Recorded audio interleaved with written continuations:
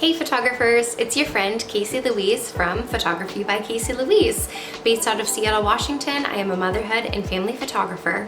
And today, I'm excited to share with you my Canon EOS R6 I've had for 1 year now.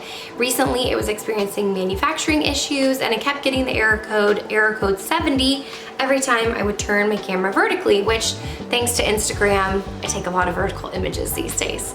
So Canon was kind enough to send me a replacement in the meantime while my camera is being shipped in to be fixed. And so I thought I'd walk you through how I set up my Canon EOS R6. First things first, I charged the battery.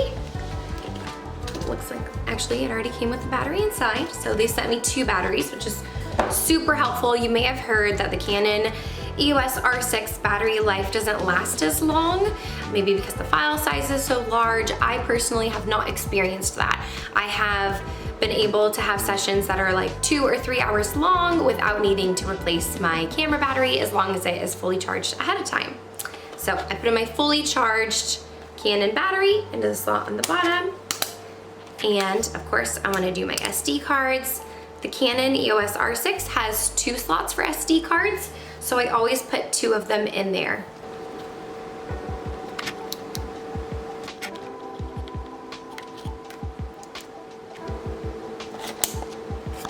Okay, now that we have our battery in and both SD cards in place, I'm gonna go ahead and turn it on.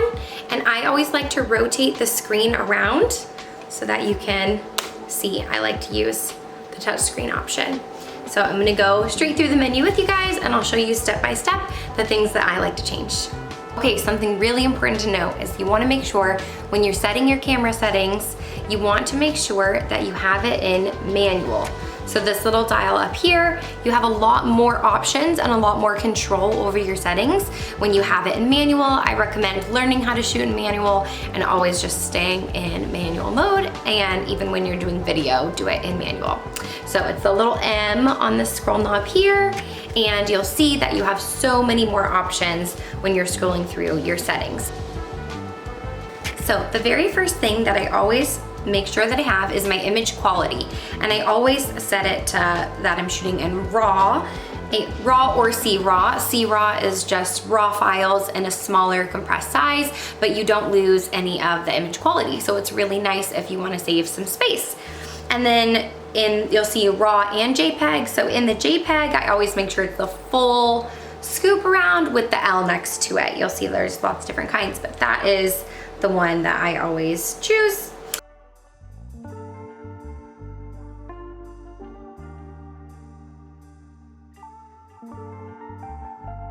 And then you'll see under the camera button, and then you go to number 3, the next thing you're gonna find is white balance. I always change mine to shoot in Kelvin. So instead of auto white balance, or some of the other options like daylight, shade, cloudy, etc., I always go to Kelvin and I always bump mine up because I do shoot a lot of warmer images. My editing style is warmer. I always want kind of like a warm glow. So I bump mine up pretty high. I have mine at 6,800. Sometimes I even go to 7, but you can adjust yours however it looks better to you. When I have it set at Kelvin 6,800 indoors, it definitely appears a lot warmer versus when I'm in an outdoor setting and there's more light, it tones it down a little bit. It's not quite as warm.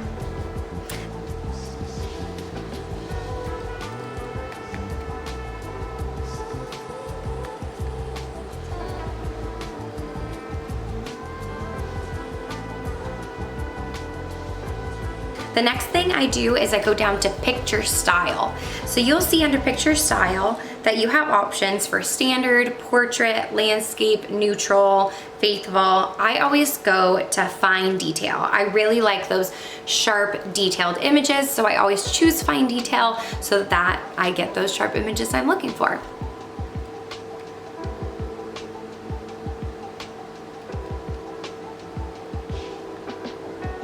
Okay, the next up is autofocus. So right away on number 1, I always want to make sure that I have eye tracking on. This camera has incredible eye tracking ability. It's really amazing how fast it can keep up with somebody and track their eyes. So I always make sure I have eye tracking on. I also subject to detect, I set as people. If you were gonna be shooting animals, you would do that. There's also vehicles. I have sessions with people, so I always set it to people. Then eye detection enabled, continuous autofocus enable. I enable them all to make my life easier. And I love that this camera has the ability to do that.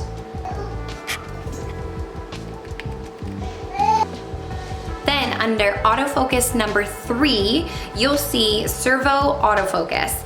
That's gonna give you different options for different cases. Case number 1 would be versatile multi-purpose setting.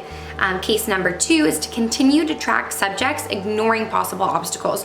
This is one that I want. I work with a lot of toddlers, and when they're running and jumping and maybe a bird flies, or maybe there's a whole family and they're cuddling and they're tickling and they're having so much fun, and I want the focus to be on that child, I'm gonna keep that's the one that I want in focus, so that even if a brother or sister gets in the way, or a sibling, that it continues to track the child that I'm focusing on. So I choose case number 2, continue to track subjects, ignoring possible obstacles.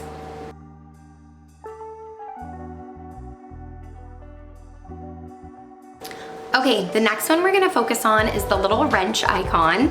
You wanna go to that, and number 1, the first drop down is record function plus card/folder selection. You wanna click on that, and you're gonna see options that say record options for pictures and record options for videos. Both of those I set to record to multiple. That means that my images and videos are being set to both of those card folders that I showed you in the beginning, where we put 2 cards in.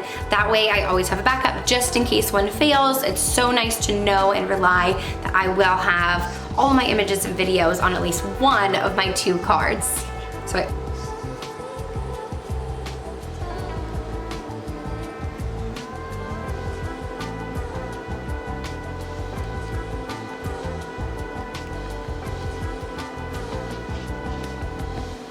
another fun option that I like to have, especially for my newborn sessions, is that I turn the beeping sound off. So you know when you take the picture and it's kind of loud, and if you are working with newborns, especially if you want them to be sleepy, for me it doesn't matter so much. I do lifestyle photography, so your newborn can be totally awake and it doesn't really matter. But if you just want a more smooth and less disruptive flow, the clients can't hear you just constantly like clicking the pictures, so they know, I always set the beep to disable so that you don't hear that. So that's under the wrench icon, number 2, and then you scroll down to beep and you'll see the disable button.